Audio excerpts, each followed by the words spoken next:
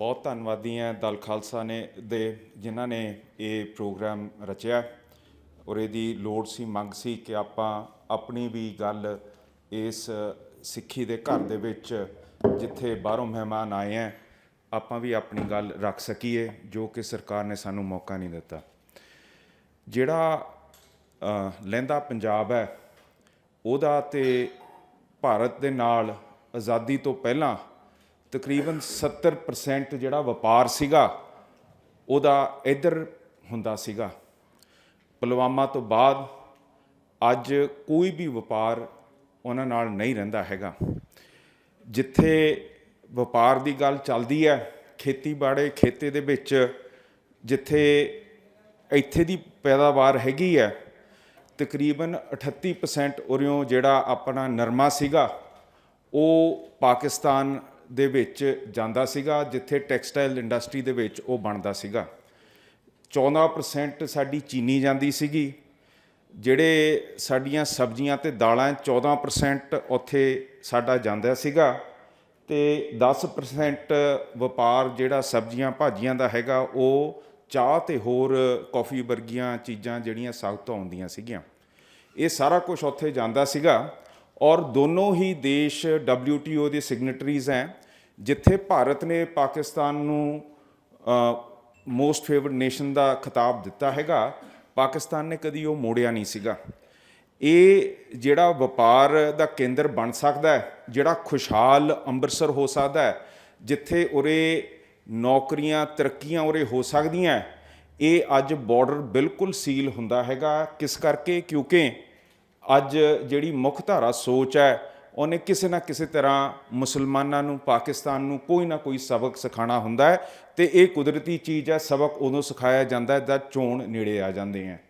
ਇਹ ਸਟ੍ਰਾਈਕ ਉਦੋਂ ਹੁੰਦੀ ਹੈ ਜਦ ਚੋਣ ਨੇੜੇ ਆ ਜਾਂਦਾ ਹੈ। ਸਾਰੇ ਭਾਰਤ ਦੇ ਵਿੱਚ ਰੌਲਾ ਪੈ ਜਾਂਦਾ ਕਿ ਮੋਦੀ ਨੇ ਚੱਕ ਤੇ ਫੱਟੇ ਇੰਦਰਾ ਨੇ ਕਰਤਾ ਜੰਗ ਅਤੇ ਲਓ ਜੀ ਚੱਕੋ ਆਪਣੀ ਵੋਟ ਦਿਓ ਇੱਧਰ ਨੂੰ। ਅਤੇ ਇਸ ਕਾਰਨ ਇੱਥੇ ਅਸੀਂ ਬੈਠੇ ਹੋਏ ਬਹੁਤ ਜ਼ਿਆਦਾ ਨੁਕਸਾਨ ਸਹਿੰਦੇ ਹਾਂ। ਦਵਾਦਾਰ ਫਟਾਫਟ ਅੱਜ ਜਿਹੜੀਆਂ ਸੜਕਾਂ ਬਣ ਰਹੀਆਂ ਭਾਰਤ ਨੂੰ ਜੋੜ ਰਹੀਆਂ ਜਿਹੜੀਆਂ ਪਹਿਲਾਂ ਇਹ ਭੁੱਲ ਹੀ ਚੁੱਕੇ ਸੀਗੇ। ਜਦ ਚਾਈਨਾ ਨੇ ਸਬਕ ਸਿਖਾਇਆ ਕਿਵੇਂ ਬਾਰਡਰਾਂ ਦੇ ਉੱਤੇ ਇਨਫਰਾਸਟਰਕਚਰ ਖੜ੍ਹਾ ਕਰਕੇ ਉਹਨਾਂ ਨੇ ਉਹ ਅਸਮਾਨ ਦੇ ਵਿੱਚ ਤਿੱਬਤ ਦੇ ਵਿੱਚ ਇਹਨਾਂ ਨੂੰ ਸਬਕ ਸਿਖਾਏ ਕਿ ਜਿੱਥੇ ਤਰੱਕੀ ਹੁੰਦੀ ਹੈ ਉੱਥੇ ਬਲ ਮਿਲਦਾ ਹੈ। ਉਸ ਤੋਂ ਬਾਅਦ ਹੁਣ ਸੜਕਾਂ ਬਣ ਰਹੀਆਂ। ਸੜਕਾਂ ਜਿਹੜੀਆਂ ਬਣ ਰਹੀਆਂ ਅਫਸੋਸ ਨਾਲ ਤੁਹਾਨੂੰ ਦੱਸਣਾ ਪੈਂਦਾ ਹੈਗਾ ਕਿ ਜਿੱਥੇ 95 ਤੱਕ ਰੇਲ ਗੱਡੀਆਂ ਰਾਹੀਂ 63% ਜਿਹੜਾ ਵਪਾਰ ਹੁੰਦਾ ਸੀ ਰੇਲ ਗੱਡੀ ਦੇ ਵਿੱਚ ਹੁੰਦਾ ਸੀਗਾ ਉਦੋਂ ਸੜਕਾਂ 'ਤੇ ਇੱਥੋਂ ਪਾਕਿਸਤਾਨ ਨਾਲ ਕੋਈ ਵੀ ਵਪਾਰ ਨਹੀਂ ਸੀ ਹੁੰਦਾ। ਉਸ ਤੋਂ ਬਾਅਦ ਜਦ ਰੇਲ ਗੱਡੀਆਂ ਦੇ ਉੱਤੇ ਪਾਬੰਦੀਆਂ ਲੱਗੀਆਂ ਇੱਕ ਦੂਜੇ ਨੇ ਇੰਸਪੈਕਸ਼ਨ ਰਜੀਮ ਹੋਰ ਸਾਰੀਆਂ ਚੀਜ਼ਾਂ ਉਰੇ ਖੜੀਆਂ ਕਰਤੀਆਂ ਹੁਣ ਉਹ 8% 'ਤੇ ਰੇਲ ਗੱਡੀਆਂ ਦਾ ਕੰਮ ਚੱਲਦਾ ਹੈ। ਸੜਕ ਰਾਹੀਂ 23% ਹੁਣ ਉਰਿਓਂ ਟਰੱਕ ਜਾਂਦੇ ਹੈਗੇ ਆ। ਅਤੇ ਹੈਰਾਨੀ ਦੀ ਗੱਲ ਇਹ ਹੈ ਕਿ ਸਭ ਤੋਂ ਜ਼ਿਆਦਾ ਜਿਹੜੀ ਟਰੇਡ ਹੁੰਦੀ ਹੈ ਪਾਕਿਸਤਾਨ ਨਾਲ ਆਹ ਵਾਘੇ ਤੋਂ ਹੁਸੈਨੀ ਵਾਲੇ ਤੋਂ ਹੋਰ ਸਾਡੇ ਪੰਜਾਬ ਦੇ ਬਾਰਡਰਾਂ ਤੋਂ ਚਾਹੇ ਗੁਜਰਾਤ ਰਾਜਸਥਾਨ ਦੇ ਬਾਰਡਰਾਂ ਤੋਂ ਨਹੀਂ ਹੁੰਦੀ। 60 ਤੋਂ 65% ਹੁਣ ਜਿਹੜੀ ਆਪਣਾ ਵਪਾਰ ਹੁੰਦਾ ਹੈ ਉਹ ਹੁੰਦਾ ਹੈਗਾ ਕਿਸ਼ਤੀਆਂ ਰਾਹੀਂ। ਹੁਣ ਕਿਸ਼ਤੀ ਭਾਈ ਪੰਜਾਬ 'ਚ ਕਿੱਥੇ ਲਾਓਗੇ ਤੁਸੀਂ? ਇੱਥੇ ਤਾਂ ਤੁਸੀਂ ਆਪ ਦਾ ਮਾਲ ਲੱਦੋਗੇ ਟਰੱਕਾਂ 'ਚ। ਹੁਣ ਇੱਥੇ ਜਿਹੜੀ ਆਪਣੀ ਹਾਰਵੈਸਟਰ ਰੀਪਰ ਕੰਬਾਈਨ ਬਣਦੀ ਹੈ ਇੰਡਸਟਰੀ ਸਾਡੀ ਚਾਹੇ ਤੁਸੀਂ ਲਾ ਲਓ ਇੱਧਰ ਬਰਨਾਲੇ ਕੰਨੀ ਹੈਗੀ ਹੈ ਨਾਭੇ ਕੰਨੀ ਹੈਗੀ ਹੈ। ਇਹ ਜਦ ਇਹ ਸੰਦ ਬਣਾਉਂਦੇ ਆ ਉਹ ਚਾੜ੍ਹਦੇ ਹੈਗੇ ਆ ਟਰੱਕਾਂ 'ਤੇ ਲੱਦ ਕੇ ਉਹਨਾਂ ਨੇ ਜਾ ਕੇ ਰਾਜਸਥਾਨ ਰਾਹੀਂ ਗੁਜਰਾਤ 'ਤੇ ਜਾ ਕੇ ਉੱਥੇ ਪੋਰਟ 'ਤੇ ਜਾ ਕੇ ਕਿਸ਼ਤੀਆਂ ਦੇ ਉੱਤੇ ਲਦਾਉਣਾ ਹੈ। ਉੱਥੇ ਜਾ ਕੇ ਗੁਜਰਾਤੀਆਂ ਦੇ ਗੋਦਾਨਾਂ 'ਚ ਰੱਖਣਾ ਗੁਜਰਾਤੀਆਂ ਦੀਆਂ ਕਿਸ਼ਤੀਆਂ 'ਤੇ ਚੜਾਉਣਾ ਹੈ। ਉਹਨਾਂ ਨੇ ਚੜ੍ਹਾ ਕੇ ਜਾਂ ਤਾਂ ਜੇ ਇੱਕ ਦੂਜੇ ਨਾਲ ਰੋਸ ਆ ਫਿਰ ਦੁਬਈ ਭੇਜਦੇ ਆ। ਦੁਬਈ ਗੁਜਰਾਤੀ ਦੇ ਕਾਰਖਾਨੇ ਦੇ ਵਿੱਚ ਸਮਾਨ ਜਾਂਦਾ ਹੈ ਉੱਥੋਂ ਚੱਕ ਕੇ ਫਿਰ ਕਰਾਚੀ ਪਹੁੰਚਦਾ। ਕਰਾਚੀ ਤੋਂ ਸਿੰਧੀ ਭਾਈ ਆਪਦੇ ਟਰੱਕਾਂ 'ਤੇ ਲੱਦ ਕੇ ਉਰੇ ਪੰਜਾਬੀਆਂ ਨੂੰ ਵਾਘੇ ਬਾਰਡਰ ਪਾਰ ਤੁਹਾਡੀ ਮਸ਼ੀਨ ਪਹੁੰਚਦੀ ਹੈਗੀ ਹੈ। ਮੈਨੂੰ ਦੱਸੋ ਪੰਜਾਬੀ ਨੇ ਪੈਸਾ ਇੱਥੇ ਕਮਾਉਣਾ ਕਿੰਨਾ ਹੈ? ਬਿਲਕੁਲ ਵੀ ਸਾਡਾ ਬਾਰਡਰ ਜਿਹੜਾ ਹੈਗਾ ਸੀਲ ਕਰਕੇ ਇਹ ਫਿਰ ਗੁਜਰਾਤੀ ਚੱਕ ਕੇ ਪੈਸੇ ਲੈ ਗਿਆ ਹੈਗਾ। ਜਿਵੇਂ ਕਿ ਮੇਰੇ ਤੋਂ ਪਹਿਲਾਂ ਉਰੇ ਦੱਸਿਆ ਗਿਆ ਕਿ ਕਿਵੇਂ ਇਹ ਗੁਜਰਾਤੀਆਂ ਨੇ ਆਪਣੇ ਫਾਇਦੇ ਵਾਸਤੇ ਇਸ ਸਟੇਟ ਦੀਆਂ ਪਾਲਿਸੀਆਂ ਚਲਾਈਆਂ ਹੋਈਆਂ ਹੈਗੀਆਂ ਔਰ ਇਹ ਅੱਜ ਵੀ ਤੁਹਾਨੂੰ ਉਰੇ ਦੇਖਣ 'ਚ ਮਿਲਦਾ ਹੈਗਾ। ਜਿਹੜੇ ਸਾਡੇ ਉਰੇ ਇੰਟੀਗ੍ਰੇਟਿਡ ਚੈੱਕ ਪੁਆਇੰਟ ਹੈ, ਇੱਥੇ ਬਹੁਤ ਘਟੀਆ ਤਰੀਕੇ ਦੇ ਬੰਦੋਬਸਤ ਸਰਕਾਰਾਂ ਨੇ ਕੀਤੇ ਹੋਏ ਆ। ਇੱਥੇ ਵੈਗਨਾਂ ਰੇਲ ਗੱਡੀਆਂ ਦੀ ਹੈ ਨਹੀਂ ਤਾਂ ਕਿ ਉੱਧਰ ਜਾ ਕੇ ਆਪਾਂ ਲਾ ਸਕੀਏ। ਜੇ ਜਾਂਦੀਆਂ ਵੀ ਹੈ ਤਾਂ ਉਹ ਸੀਲ ਹੋ ਕੇ ਪੁਆਇੰਟ ਆਫ ਓਰੀਜਨ ਤੋਂ ਲੈ ਕੇ ਪੁਆਇੰਟ ਆਫ ਡਿਸਪਰਸਮੈਂਟ ਤੱਕ ਨਹੀਂ ਜਾਂਦੀਆਂ ਹੈਗੀਆਂ। ਉਹਨਾਂ ਨੂੰ ਇੱਥੋਂ ਕੱਢ ਕੇ ਫਿਰ ਖੋਲ੍ਹ ਕੇ ਲਹਾ ਕੇ ਲਾਹੌਰ ਤੋਂ ਫਿਰ ਡਿਸਟਰੀਬਿਊਸ਼ਨ ਕਰਦੇ ਹੈਗੇ ਆ, ਜਿਹਦੇ ਵਿੱਚ ਇਨਐਫੀਸ਼ੀਐਂਸੀਜ਼ ਅਤੇ ਨਾਕਾਮੀਆਂ ਸਾਨੂੰ ਮਿਲਦੀਆਂ ਹੈਗੀਆਂ। ਇਸੇ ਤਰ੍ਹਾਂ ਜਿਹੜੀ ਸਾਡੀ ਸਟੈਕਿੰਗ ਦੀ ਥਾਂ ਹੈ ਉਰੇ ਅੰਮ੍ਰਿਤਸਰ ਦੇ ਵਿੱਚ ਰੇਲਵੇ ਗੋਦਾਨਾਂ ਦੇ ਕੋਈ ਬੰਦੋਬਸਤ ਨਹੀਂ ਹੈਗੇ। ਰੇਲਵੇ ਸਟੇਸ਼ਨ ਦੇ ਉੱਤੇ ਕੋਈ ਲੇਬਰ ਦਾ ਉੱਥੇ ਪੱਕਾ ਬੰਦੋਬਸਤ ਨਹੀਂ ਹੈਗਾ। ਜਿਹੜੀਆਂ ਲੈਬੋਰੇਟਰੀਆਂ ਕੋਈ ਸਮਾਨ ਨੂੰ ਚੈੱਕ ਕਰਕੇ ਭੇਜਦੀਆਂ, ਚਾਹੇ ਡੰਗਰ ਹੋਏ ਚਾਹੇ ਸਬਜ਼ੀ ਹੋਏ, ਜਿਹਦੀ ਬਿਲਕੁਲ ਗਵਰਨਮੈਂਟ ਅਪਰੂਵ ਲੈਬੋਰੇਟਰੀ ਤੋਂ ਚੈਕਿੰਗ ਕਰਕੇ ਸੈਨੇਟਰੀ ਫਿਟਨੈਸ ਦੇਖ ਕੇ ਭੇਜਣੀ ਪੈਂਦੀ ਹੈ। ਤੁਹਾਡੇ ਇੱਥੇ ਰੇਲਵੇ ਸਟੇਸ਼ਨਾਂ 'ਤੇ ਕਿਤੇ ਨਹੀਂ ਹੈਗੀ। ਸਿਰਫ ਤੇ ਸਿਰਫ ਏਅਰਪੋਰਟ 'ਤੇ ਜਾ ਕੇ ਤੁਹਾਨੂੰ ਕਰਾਉਣਾ ਪੈਂਦਾ। ਟਾਈਮ ਲੱਗਦਾ, ਨੁਕਸਾਨ ਹੁੰਦਾ, ਮਾਲ ਖਰਾਬ ਹੁੰਦਾ ਹੈਗਾ। ਕੋਈ ਵੀ ਸਰਕਾਰਾਂ ਨੇ ਉਰੇ ਬੰਦੋਬਸਤ ਨਹੀਂ ਕੀਤੇ। ਕੋਈ ਇੱਥੇ ਰੇਲ ਗੱਡੀਆਂ ਦੇ ਸਟੇਸ਼ਨਾਂ ਦੇ ਉੱਤੇ ਕੋਈ ਬੈਂਕਿੰਗ ਫੈਸਿਲਿਟੀਜ਼ ਨਹੀਂ ਭੇਜੀਆਂ ਹੈਗੀਆਂ ਜਿਹਦੇ ਨਾਲ ਅਸੀਂ ਇਹ ਕਰ ਸਕੀਏ। ਔਰ ਨਾ ਇੱਥੇ ਇਲੈਕਟ੍ਰੋਨਿਕ ਡੇਟਾ ਪ੍ਰੋਸੈਸਿੰਗ ਦਾ ਕੋਈ ਬੰਦੋਬਸਤ ਕੀਤਾ ਹੈਗਾ ਤਾਂ ਕਿ ਸਾਡੇ ਇੰਟੀਗ੍ਰੇਟਿਡ ਚੈਕਿੰਗ ਪੁਆਇੰਟ ਉਰੇ ਬਣ ਸਕਣ। ਜਿਹੜੇ ਸਾਡੇ ਇੱਥੇ ਦੇ ਮਾਲ ਹੈਗਾ ਉਹ ਜਿਹੜਾ ਇੱਥੋਂ ਪਾਕਿਸਤਾਨ ਜਾ ਸਕਦਾ, ਉਹਦੇ ਵਿੱਚ ਸਾਡੇ ਕੰਪਲੀਮੈਂਟਰੀਲੀ ਬਹੁਤ ਹੈ। ਉੱਥੋਂ ਜਿਹੜੇ ਡਰਾਈ ਫਰੂਟ ਗੁੱਡਸ ਡੇਟਸ ਵਗੈਰਾ ਆਉਂਦੇ ਆ, ਘੱਟ ਰੇਟ 'ਤੇ ਸਸਤੇ ਉੱਥੋਂ ਮਿਲ ਸਕਦੇ ਹੈਗੇ ਆ। ਜੇ ਤੁਸੀਂ ਉਰੇ ਸਬਜ਼ੀ ਦਾ ਟਰੱਕ, ਨਰਮੇ ਦਾ ਟਰੱਕ ਭੇਜਦੇ ਹੋ ਵਾਪਸੀ, ਤੇ ਜਿਪਸਮ ਤੇ ਸੀਮੈਂਟ ਘੱਟ ਰੇਟ 'ਤੇ ਆ ਸਕਦਾ। ਅੱਜ ਗਰੀਬ ਆਪਣਾ ਘਰ ਬਣਾ ਨਹੀਂ ਸਕਦਾ। ਸਮਾਂ ਸੀਗਾ ਕਿ 250 ਰੁਪਏ ਦਾ ਥੈਲਾ ਸੀਮੈਂਟ ਦਾ ਹੁੰਦਾ ਸੀ। ਕਿਉਂਕਿ ਪਾਕਿਸਤਾਨ ਤੋਂ ਸੀਮੈਂਟ ਉਰੇ ਆਉਂਦਾ ਸੀ, ਗਰੀਬ ਆਪਣੀ ਕੰਸਟਰਕਸ਼ਨ ਕਰਨ ਜੋਗਾ ਹੁੰਦਾ ਸੀਗਾ। ਪਰ ਅੱਜ 400 ਤੋਂ ਥੱਲੇ ਨਹੀਂ ਮਿਲਦਾ ਹੈਗਾ। ਇਹ ਮਹਿੰਗਾਈ ਦਾ ਕਾਰਨ ਸਭ ਤੋਂ ਵੱਡਾ ਕਿ ਆਪਾਂ ਨੇ ਇੰਟਰਨੈਸ਼ਨਲ ਬਾਰਡਰ ਖੋਲ੍ਹੇ ਨਹੀਂ ਹੈਗੇ। ਅੱਜ ਮੇਰੇ ਵੀਰ ਜਿਹੜੀ ਇਮੀਗ੍ਰੇਸ਼ਨ ਕਰਦੇ ਹੈਗੇ ਆ, ਨਾਰਥ ਅਮਰੀਕਾ 'ਚ ਜਾਂਦੇ ਆ, ਤੁਸੀਂ ਅਲਾਸਕਾ ਤੋਂ ਆਪਣੀ ਗੱਡੀ ਲੱਦ ਕੇ, ਕੈਨੇਡਾ 'ਚੋਂ ਕੱਢ ਕੇ, ਅਮਰੀਕਾ ਕੱਢ ਕੇ, ਪੂਰਾ ਤੁਸੀਂ ਮੈਕਸੀਕੋ ਦੇ ਬਿਲਕੁਲ ਥੱਲੇ ਜਾ ਕੇ ਸਾਊਥ ਅਮਰੀਕਾ 'ਚ ਜਾ ਕੇ ਲਾ ਸਕਦੇ ਹੋ। ਕਿਉਂਕਿ ਉਹਨਾਂ ਨੇ north America free trade association ਖੋਲ੍ਹਿਆ ਹੋਇਆ। ਇੱਕ ਪਾਸੇ ਤੋਂ ਦੂਜੇ ਪਾਸੇ ਕੰਟੀਨੈਂਟ 'ਤੇ ਲੈ ਕੇ ਜਾ ਸਕਦੇ ਹੋ। ਪਰ south Asian free trade agreement ਅੱਜ ਤੱਕ ਲਾਗੂ ਨਹੀਂ ਹੋ ਰਹੀ। ਕਿਉਂ ਨਹੀਂ ਹੋ ਰਹੀ? ਇੱਕ ਪਾਸੇ ਪਾਕਿਸਤਾਨ ਘਬਰਾਉਂਦਾ, ਡਰਦਾ ਕਿ ਸਾਨੂੰ ਜੇ ਖੋਲ੍ਹ ਤੇ ਅਸੀਂ ਬਾਰਡਰ ਤਾਂ ਸਾਡਾ ਜਿਹੜਾ ਇੱਥੇ ਦਾ ਭਾਰਤ ਦਾ ਵਪਾਰ ਸਾਨੂੰ ਖਾ ਜੂਗਾ, ਖਤਮ ਕਰ ਜੂਗਾ। ਔਰ ਦੂਜੇ ਪਾਸੇ ਭਾਰਤ ਹਮੇਸ਼ਾ ਲੜਨ ਦੇ ਮਾਹੌਲ 'ਚ ਰਹਿੰਦਾ ਹੈ ਔਰ ਉਹਨਾਂ ਦੀ ਸੋਚ ਰਹਿੰਦੀ ਹੈ ਕਿ ਅਸੀਂ ਕਿਸੇ ਨਾ ਕਿਸੇ ਤਰ੍ਹਾਂ ਪਾਕਿਸਤਾਨ ਦਾ ਨੁਕਸਾਨ ਕਰੀਏ। ਮਨੁੱਖਤਾ ਦਾ ਫਾਇਦਾ ਨਹੀਂ ਉਹਨਾਂ ਨੇ ਦੇਖਣਾ ਹੈਗਾ। ਇਸੇ ਵਿਸ਼ੇ ਦੇ ਉੱਤੇ ਜੇ ਆਪਾਂ ਗੱਲ ਕਰੀਏ ਤਾਂ ਜਿਵੇਂ ਉਰੇ ਬਹੁਤ ਸਾਰੇ ਸਰਕਾਰਾਂ ਨੇ ਆਪਣੇ ਪਾਲਿਸੀਆਂ ਵੀ ਲਾਗੂ ਕੀਤੀਆਂ। ਜੇ ਇਕੋਨਮੀ ਦੀ ਗੱਲ ਕਰੀਏ, ਉਹਦੇ ਵਿੱਚ ਤੁਸੀਂ ਦੇਖਦੇ ਹੋ ਮੋਦੀ ਨੇ ਡੀਮੋਨੇਟਾਈਜੇਸ਼ਨ ਕੀਤੀ ਸੀ। ਡੀਮੋਨੇਟਾਈਜੇਸ਼ਨ ਦਾ ਮਤਲਬ ਕੀ ਸੀਗਾ ਕਿ ਇੱਕ ਸਮੇਂ ਦੇ ਵਿੱਚ ਜਿਹੜਾ ਮਨੀ ਸਪਲਾਈ ਹੈ, ਜਿਹੜਾ ਟੋਟਲ ਪੈਸਾ, ਪੈਸੇ ਦੇ ਬਿਨਾਂ ਵਪਾਰ ਨਹੀਂ ਚੱਲ ਸਕਦਾ, ਉਹ ਬਿਲਕੁਲ ਖਤਮ ਕਰਤਾ, ਲੋ ਕਰਤਾ। ਹੁਣ ਜਿਹੜਾ JR ਹਿਕਸ ਕਰਕੇ ਇਕੋਨੋਮਿਸਟ ਹੈ, ਜਿਹਨੂੰ ਨੋਬੈਲ ਪ੍ਰਾਈਜ਼ ਮਿਲਿਆ ਸੀ 1972 'ਚ, ਉਹਨੇ ਇੱਕ ISLM ਕਰਵ, ਜਿਹੜਾ ਕਿ ਤੁਹਾਡੇ ਲੇਬਰ ਮਾਰਕੀਟਸ, ਇੰਟਰਸਟ ਤੇ ਗਰੋਥ, ਇੰਟਰਸਟ ਰੇਟ ਤੇ ਗਰੋਥ ਦੇ ਵਿੱਚ ਦੱਸਦਾ ਕੀ ਰਿਲੇਸ਼ਨਸ਼ਿਪ ਹੈਗੀ ਹੈ। ਉਹ ਸਪਸ਼ਟ ਕਹਿੰਦਾ ਜੇ ਤੁਸੀਂ ਮਨੀ ਸਪਲਾਈ ਨੂੰ ਘਟਾਉਂਦੇ ਹੋ, ਉਹਦੇ ਵਿੱਚ ਦੋ ਕੰਮ ਹੋਣਗੇ। ਇੱਕ ਤੁਹਾਡੇ ਇੰਟਰਸਟ ਰੇਟ ਵਧਣਗੇ ਔਰ ਦੂਜਾ ਤੁਹਾਡੀ GDP ਘਟੂਗੀ। ਸੋ ਇਹਨਾਂ ਨੇ ਜਾਣ-ਬੁੱਝ ਕੇ ਕੰਮ ਕਰਤਾ। ਤੇ ਹੁਣ ਜਸਟੀਫਿਕੇਸ਼ਨ ਕੀ ਕਹਿੰਦੇ ਆ ਕਿ ਮਨੀ ਸਪਲਾਈ ਘਟਾ ਤਾਂ ਦਿੱਤਾ, ਪਰ ਪਾਕਿਸਤਾਨ ਜਿਹੜਾ ਨਕਲੀ ਪੈਸਾ ਛਾਪਦਾ ਸੀ ਉਹਦੇ ਕਰਕੇ ਉਹਦੀ ਇਕੋਨਮੀ ਫੇਲ ਹੋ ਗਈ। ਇਹ ਸਪਸ਼ਟ ਸਬੂਤ ਹੈ ਕਿ ਆਪਣੇ ਮੂੰਹ ਨਾਲ ਲੜਾਈ ਕਰਨ ਵਾਸਤੇ ਨੱਕ ਨੂੰ ਕੱਟਣਾ। ਮਤਲਬ ਇਹੋ ਜਿਹੀ ਇਹਨਾਂ ਦੀ ਚੀੜੀ ਸੋਚ ਹੈ। ਬਿਲਕੁਲ ਇਹ ਆਪਣੇ ਆਪ ਨੂੰ ਵੱਢ ਕੇ ਰਾਜੀ ਹੈਗੇ ਆ, ਆਪਣਾ ਨੁਕਸਾਨ ਕਰਨ ਰਾਜੀ ਹੈ, ਕਿਉਂਕਿ ਇਹਨਾਂ ਦੀ ਉੱਥੇ ਹੀ ਨਿਗਾਹ ਪੈਂਦੀ ਹੈ। ਹੁਣ ਪਾਕਿਸਤਾਨ ਨਾਲ ਸਾਡਾ ਕੀ ਰੌਲਾ ਹੈ? ਸਵੇਰ ਸ਼ਾਮ ਦੀ ਆਪਣੀ ਅਰਦਾਸ ਹੈ, ਅਸੀਂ ਕਹਿੰਦੇ ਹਾਂ ਵਿਛੜੇ ਗੁਰਧਾਮਾਂ ਦੇ ਅਸੀਂ ਖੁੱਲ੍ਹੇ ਦਰਸ਼ਨ ਦੀਦਾਰ ਚਾਹੁੰਦੇ ਹਾਂ। ਹੁਣ ਖੁੱਲ੍ਹੇ ਦਰਸ਼ਨ ਦੀਦਾਰ ਜਿੱਥੇ ਚਾਹੁੰਦੇ ਹਾਂ ਉੱਥੇ 24 ਘੰਟੇ ਲੜਾਈ ਦਾ ਮਾਹੌਲ ਬਣਿਆ ਰਹਿੰਦਾ ਹੈਗਾ।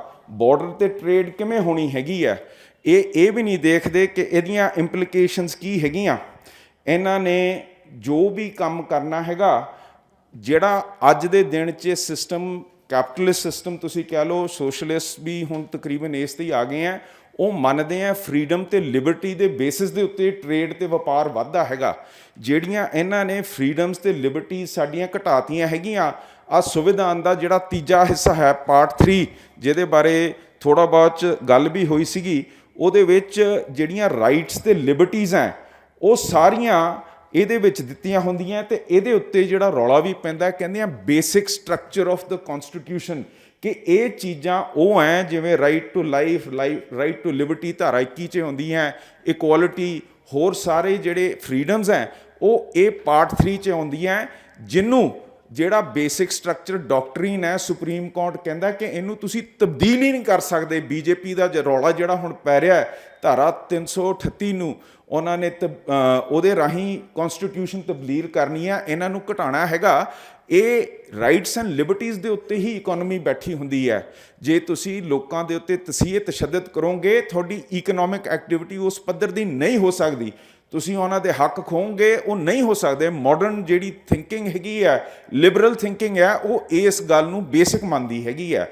ਪਰ ਜਦ ਅਸੀਂ ਅੱਜ ਦੇਖਦੇ ਹਾਂ disturbed area act, armed forces special protection act, TADA, POTA, NSA, UAPA, ਇਹ ਸਾਰਿਆਂ ਦਾ ਮਕਸਦ ਕੀ ਹੈ ਕਿ ਇਹ ਰਾਈਟਸ ਤੇ ਲਿਬਰਟੀਜ਼ ਨੂੰ ਕਰਟੇਲ ਕਰਕੇ ਤੁਹਾਨੂੰ ਪਾਬੰਦ ਕਰ ਦੇਣਾ, ਤੁਸੀਂ ਕੰਮ ਨਹੀਂ ਕਰ ਸਕਦੇ ਹੈਗੇ। ਅੱਜ ਜਿਹੜੇ ਮੇਰੇ ਵੀਰ ਫੜੇ ਗਏ ਆ, ਉਹਨਾਂ ਦੇ ਘਰਾਂ ਦੇ ਉੱਤੇ ਕੀ ਬੀਤ ਰਿਹਾ ਹੈਗਾ। ਉਰੇ ਕੋਈ ਵੀ ਮੈਨੂੰ ਦਿਖਾ ਦਿਓ ਜਿਹੜਾ ਕੋਈ ਵੀ ਜਥੇਦਾਰ ਹੋਊਗਾ ਜਿਨ੍ਹਾਂ ਨੂੰ ਘਰਾਂ ਤੋਂ ਚੱਕ ਕੇ ਨਹੀਂ ਲੈ ਕੇ ਗਏ, ਪਿੱਛੇ ਉਹਨਾਂ ਦੇ ਬੱਚੇ ਕਿਵੇਂ ਪਲੇ ਆ। ਅੱਜ ਤਾਂ ਅਸੀਂ ਸਾਰੇ ਜਥੇਦਾਰ ਬੈਠੇ ਆ, ਪਰ ਮੈਂ ਆਪਣੇ ਦਲ ਖਾਲਸਾ ਵੀਰਾਂ ਨੂੰ ਕਹਿੰਦਾ, ਇੱਕ ਦਿਨ ਜਿਹੜੀਆਂ ਬੀਬੀਆਂ ਦੇ ਸਿਰਾਂ ਤੇ ਸਾਡੇ ਵਰਗੇ ਪਲੇ ਆ, ਜਿਨ੍ਹਾਂ ਨੇ ਆਪਣੇ ਖਸਮ ਜੇਲ੍ਹਾਂ 'ਚ ਦੇਖੇ ਆ, ਮੈਂ ਸਪਸ਼ਟ ਕਹਿੰਦਾ ਹੈਗਾ ਕਿ ਉਹਨਾਂ ਦੀ ਇੱਕ ਤੁਸੀਂ ਮੀਟਿੰਗ ਕਰਾਓ, ਉਹਨਾਂ ਦੇ ਦੁੱਖ ਤੇ ਉਹਨਾਂ ਦੇ ਉੱਤੇ ਜੋ ਬੀਤਿਆ ਉਹਨਾਂ ਦੀ ਵੀ ਆਪਾਂ ਨੂੰ ਇੱਕ ਵਾਰੀ ਇੱਕ ਇਹੋ ਜਿਹੀ ਕਾਨਫਰੰਸ ਕਰਨੀ ਚਾਹੀਦੀ ਹੈ। ਉਹ ਦੱਸਣ ਸਰ ਸਾਹਿਬ ਕਿਵੇਂ ਆਪ ਜੀ ਦੇ ਬੱਚੇ ਪਲੇ ਜਦ ਤੁਸੀਂ ਜੇਲ੍ਹਾਂ 'ਚ ਬੈਠੇ ਸੀਗੇ, ਕੀ ਉਹਨਾਂ ਦੇ ਉੱਤੇ ਬੀਤਿਆ। ਇਹ ਸਾਰੇ ਜਿਹੜੇ ਐਕਟ ਹੈ ਸਾਡੀ ਇਕਨੋਮਿਕ ਆਰਥਿਕਤਾ ਨੂੰ ਤੋੜਨ ਵਾਸਤੇ ਹੈ। ਜਿਹੜੇ ਅੱਜ ਫੜੇ ਹੋਏ ਆ ਪ੍ਰੀਵੈਂਟਿਵ ਡਿਟੈਂਸ਼ਨ 'ਚ, ਜਿਨ੍ਹਾਂ ਨੂੰ ਅੰਦਰ ਕੀਤਾ ਹੋਇਆ, ਉਹ ਵਿਚਾਰੇ ਗਰੀਬ, ਉਹਨਾਂ ਦੀਆਂ ਘਰ ਵਾਲੀਆਂ ਮਾਵਾਂ ਕੀ ਕਰ ਰਹੀਆਂ ਹੋਣਗੀਆਂ, ਉਹਨਾਂ ਦੇ ਪਿਓ ਕੀ ਕਰ ਰਹੇ ਹੋਣਗੇ। ਇਹ ਹਾਲਾਤ ਇਸ ਦੇਸ਼ ਨੇ ਜਿੱਥੇ ਬਾਰਡਰ ਰੋਕਿਆ ਹੈਗਾ, ਉਹ ਸਾਡੇ ਸਿਵਲ ਲਿਬਰਟੀਜ਼ ਦੇ ਉੱਤੇ ਹਮਲਾ ਕਰਕੇ ਸਾਡੇ ਹਾਲਾਤ ਕੀਤੇ ਹੋਏ ਹੈਗੇ ਆ। ਸਿਕਿਉਰਿਟੀ ਦੀ ਗੱਲ ਕਰੋ, ਅੱਜ ਸਾਰੇ ਕਿਤੇ ਯੂਕਰੇਨ ਦੀ ਗੱਲ ਚੱਲਦੀ ਹੈ ਕਿ ਉੱਥੇ ਨਿਊਕਲੀਅਰ ਜੰਗ ਦਾ ਰੌਲਾ ਹੈ। ਸਭ ਤੋਂ ਵੱਡਾ ਰੌਲਾ ਤਾਂ ਇੱਥੇ ਹੈ। ਟੈਕਟੀਕਲ ਨਿਊਕਲੀਅਰ ਵੈਪਨ ਜਿਹੜੀ ਉਰੇ ਡਾਕਟਰੀਨ ਬਣਾਈ ਸੀਗੀ, ਉਹਨੇ ਮਾੜੇ ਜਰਨੈਲ ਨੇ ਕਿ ਇੱਕੋਦਮ ਹਮਲਾ ਕਰ ਦੇਣਾ ਹੈਗਾ, ਉਹਦੇ ਅਗੇਂਸਟ ਪਾਕਿਸਤਾਨ ਨੇ ਟੈਕਟੀਕਲ ਨਿਊਕਲੀਅਰ ਵੈਪਨ ਤਿਆਰ ਕੀਤੇ ਹੋਏ ਆ।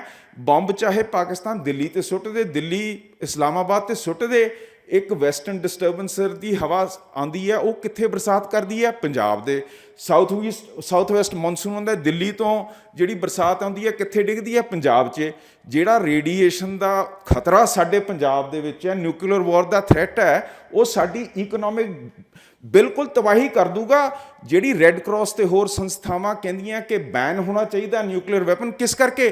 ਕਿਉਂਕਿ ਜਿੱਥੇ ਚੱਲ ਗਿਆ ਉਹਦੇ ਵਿੱਚ ਸਿਹਤ ਸੇਵਾਵਾਂ ਕੋਈ ਮੈਡੀਕਲ ਬੈਕਅਪ ਦੇ ਹੀ ਨਹੀਂ ਸਕਦੇ, ਕਿਉਂਕਿ ਜਿਹੜਾ ਵੀ ਉਸ ਮਾਹੌਲ 'ਚ ਜਾਂਦਾ ਉਹਦੀ ਆਪ ਜਾਨ ਖਤਰੇ 'ਚ ਹੋ ਜਾਂਦੀ ਹੈ। ਸਾਡਾ ਬਾਰਡਰ ਇੱਕ ਇੰਨਾ ਰਿਸਕੀ ਥਾਂ ਬਣਿਆ ਹੋਇਆ ਹੈਗਾ ਕਿ ਇਹਦੇ ਉੱਤੇ ਜਿੰਨੀ ਦੇਰ ਆਪਾਂ ਵਪਾਰ ਲਾਗੂ ਨਹੀਂ ਕਰਦੇ, ਭਾਈਬੰਦੀ ਨਹੀਂ ਬਣਾਉਂਦੇ, ਜੱਫੀਆਂ ਨਹੀਂ ਪਾਉਂਦੇ ਹੈਗੇ, ਅੰਮ੍ਰਿਤਸਰ ਤੇ ਲਾਹੌਰ ਇੱਕ ਸ਼ਹਿਰ ਨਹੀਂ ਬਣਦਾ ਹੈਗਾ, ਤੇ ਲੋਕੀ ਮੁੜ ਕੇ ਕਹਿਣ ਦਿੱਲੀ ਦਿੱਲੀ ਕੀ ਕਰਨਾ ਹੈ। ਜਿਨਨੇ ਲਾਹੌਰ ਨਹੀਂ ਦੇਖਿਆ ਉਹ ਜੰਮਿਆ ਹੀ ਨਹੀਂ ਹੈਗਾ। ਇਹੋ ਜਿਹਾ ਸਾਨੂੰ ਸੁਨਹਿਰਾ ਪੰਜਾਬ ਚਾਹੀਦਾ ਜਿੱਥੇ 70% ਵਪਾਰ ਸਾਡੇ ਨਾਲ ਹੋਏ, ਇੰਟਰਨੈਸ਼ਨਲ ਬਾਰਡਰ ਦੇ ਖੁਸ਼ਹਾਲੀ ਹੋਵੇ, ਫ੍ਰੀ ਟ੍ਰੇਡ ਹੋਏ, ਮੂਵਮੈਂਟ ਹੋਏ, ਇਹਦੇ ਵਿੱਚ ਵਿਚਾਰ ਹੋਣ। ਜੰਗ ਦਾ ਮਾਹੌਲ ਖੜਾ ਹੀ ਨਹੀਂ ਹੋ ਸਕੇ। ਇੱਥੇ ਇੰਡਸਟਰੀ ਭੱਜੀ ਆਏ ਕਿ ਇਹ ਇੱਕ ਇਹੋ ਜਿਹੀ ਥਾਂ ਹੈ ਜਿੱਥੇ ਗੁਰੂਆਂ ਦੀ ਧਰਤੀ ਨੇ ਮਨੁੱਖਤਾ ਅਧੀਨ ਸੋਚ ਕਰਕੇ ਮਨੁੱਖਤਾ ਦੇ ਪੱਖ ਦੇ ਵਿੱਚ ਕਾਨੂੰਨ ਬਣਾਇਆ, ਨਾ ਕਿ ਉਹ ਜਿਹੜਾ ਮਨੂ ਦੀ ਸੋਚ ਹੈ, ਜਿਹੜਾ ਸ਼ੂਦਰ ਕਹਿ ਕੇ ਕਹਿੰਦਾ ਹੈ ਕਿ ਇਹਦੀ ਜੇ ਇਹ ਬਾਹਮਣ ਵੱਲ ਬੋਲੇ ਝਾਕੇ, ਇਹਦੀਆਂ ਅੱਖਾਂ ਨੋਚ ਦਿਓ, ਇਹਦੀ ਜੀਭ ਕੱਢ ਦਿਓ, ਇਹਦੀ ਜਨਾਨੀ ਤੁਹਾਡਾ ਧਨ ਬਣ ਸਕਦਾ ਹੈਗਾ। ਜੇ ਇਹਦੇ ਕੋਲੇ ਕੋਈ ਵੀ ਚੀਜ਼ ਹੈ, ਇਹ ਮੈਨੂੰ ਕਹਿੰਦਾ ਹੈ ਕਿ ਜੇ ਸ਼ੂਦਰ ਦੀ ਕੋਈ ਵੀ ਵਸਤੂ ਹੈ ਉਹਨੂੰ ਪ੍ਰੋਪਰਟੀ ਅਲਾਉਡ ਨਹੀਂ ਹੈ। ਜਿਹੜੀ ਪ੍ਰੋਪਰਟੀ ਦੇ ਉੱਤੇ ਹਮਲਾ ਕੀਤਾ ਹੋਇਆ ਹੈ ਤੁਸੀਂ ਅੱਜ ਸਮਝ ਲਓ ਤੁਸੀਂ ਸਿੱਖ ਨਹੀਂ ਹੋ। ਸਿੱਖ ਇਸ ਕਰਕੇ ਨਹੀਂ ਹੋ ਇਸ ਦੇਸ਼ ਦੀ ਨਿਗਾਹ 'ਚ ਕਿਉਂਕਿ ਤੁਸੀਂ ਇਸ ਦੇਸ਼ ਦੇ ਨਵੇਂ ਸ਼ੂਦਰ ਹੋ। ਸ਼ੂਦਰ ਤੁਹਾਡੇ ਉੱਤੇ ਹਰੇਕ ਤਰ੍ਹਾਂ ਦਾ ਸਿਵਲ ਲਿਬਰਟੀਜ਼ ਤੁਹਾਡੀਆਂ ਹਟਾਈਆਂ ਜਾ ਸਕਦੀਆਂ, ਤੁਹਾਡੇ ਉੱਤੇ ਵਾਰ ਹੋ ਸਕਦਾ ਹੈ, ਤੁਹਾਡੇ ਘਰਾਂ 'ਚ ਤੁਹਾਨੂੰ ਚੱਕਿਆ ਜਾਂਦਾ ਹੈ, ਤੁਹਾਨੂੰ ਮਾਰਿਆ ਕੁੱਟਿਆ ਜਾ ਸਕਦਾ ਹੈਗਾ ਕਿਉਂਕਿ ਤੁਸੀਂ ਇਸ ਦੇਸ਼ ਲਈ ਨਵੇਂ ਸ਼ੂਦਰ ਹੋ। ਉਹ ਗੁਰੂ ਕੇ ਸਿੱਖੋ ਜਿਹੜੇ ਬਾਬਾ ਫਰੀਦ ਜੀ ਤੋਂ ਲੈ ਕੇ ਗੁਰੂ ਨਾਨਕ ਸਾਹਿਬ ਨੇ ਉੱਠ ਕੇ ਆਪਣੀ ਮਨੁੱਖਤਾ ਅਧੀਨ ਗੱਲ ਕੀਤੀ ਸੀ। ਦਸਮ ਪਿਤਾ ਨੇ ਸਰਬੰਸ ਦਾਨ ਕਰਤਾ ਸੀਗਾ ਕਿਉਂਕਿ ਉਹਨਾਂ ਨੇ ਹਿੰਦੂ ਰਾਜਿਆਂ ਨੂੰ ਵੱਖਰਾ ਥਾਂ ਬੈਠਣ ਨੂੰ, ਲੰਗਰ ਦੀ ਮਰਿਆਦਾ ਤੋੜਨ ਨੂੰ, ਜਾਤ ਪਾਤ ਨੂੰ ਫਰਕ ਦਿਖਾ ਕੇ ਬਿਲਕੁਲ ਇਨਕਾਰ ਕਰਤਾ ਸੀ। ਸਾਰਾ ਕੁਝ ਦੇਤਾ ਸੀਗਾ। ਆਪਾਂ ਨੂੰ ਇਸ ਸੋਚ ਦੇ ਬਰਖਲਾਫ ਲੜਨਾ ਪੈਣਾ ਤੇ ਆਪਾਂ ਨੂੰ ਲਹਿੰਦੇ ਤੇ ਚੜ੍ਹਦੇ ਪੰਜਾਬ ਦੇ ਵਿੱਚ ਇਹੋ ਜਿਹੀ ਭਾਈਵਾਲ ਹੋਣੀ ਚਾਹੀਦੀ ਹੈ। ਕਿੰਨੀ ਸੋਹਣੀ ਉਹਨਾਂ ਦੀ ਪੰਜਾਬੀ ਬੋਲੀ ਹੈ ਯਾਰ, ਉਹਨਾਂ ਦੀਆਂ ਗੱਲਾਂ ਸੁਣੋ ਤੁਸੀਂ, ਕਿੰਨੇ ਪਿਆਰ ਨਾਲ ਬੋਲਦੇ ਆ ਉਹ। ਤੁਸੀਂ ਇੱਥੋਂ ਦੁਬਈ ਚਲੇ ਜਾਓ, ਜੱਫੀਆਂ ਪਾ ਕੇ ਤੁਹਾਨੂੰ ਮਿਲਦੇ ਆ, ਤੁਹਾਡੇ ਭਰਾ ਹੈਗੇ ਆ, ਪਰ ਇਸ ਦੇਸ਼ ਨੂੰ ਸਿਰਫ ਤੇ ਸਿਰਫ ਉੱਥੇ ਦੁਸ਼ਮਣ ਤੇ ਆਤੰਕਵਾਦ ਤੇ ਹੋਰ ਹੀ ਦਿਖਦਾ।